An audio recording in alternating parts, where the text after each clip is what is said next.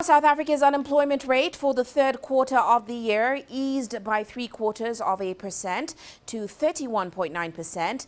Now, this means the country's employment figure is back above pre-COVID-19 levels. But as Sumitra Naidu now reports, there's still some way to go in addressing the country's job crisis. According to Stats South Africa, 399,000 jobs were added in the third quarter of this year, taking the overall number of employed people in the country to 16.7 million, slightly higher than the 16.4 million recorded before the COVID-19 pandemic. It's a positive, but the economy is not absorbing the unemployed fast enough. What we've seen now is that, while we have, we've got 1 million new people that have come into the labor force market over the past year and about 326,000 over the last quarter.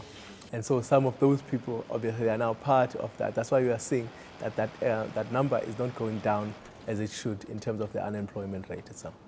There was an increase of 237,000 in the number of young people who found employment, bringing the total to 6 million.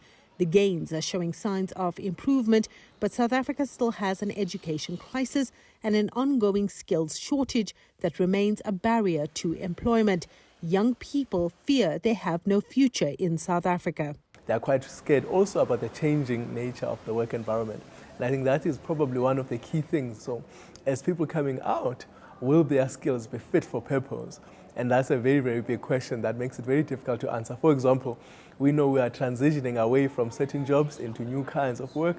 And so are we doing the right things to be able to do that same, to absorb these young people as they come out? The numbers are encouraging, but just not enough. Youth unemployment on its own stands at over 60%. There's close to 1 million students currently sitting for their final year school examinations. Many of them will be looking to enter the workforce next year, but are concerned there will be little opportunity for them.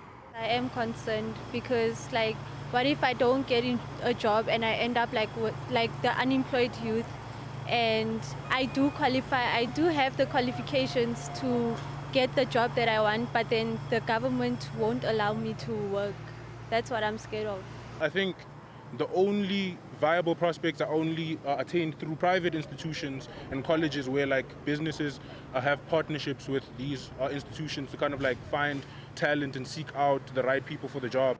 While the number of employed has surpassed pre-COVID levels, the unemployment rate is still higher at 31.9% compared to 25.5% in 2019, which shows job creation is still not keeping up with the number of people entering the workforce. Sumitra Naidu, CGTN, Johannesburg, South Africa.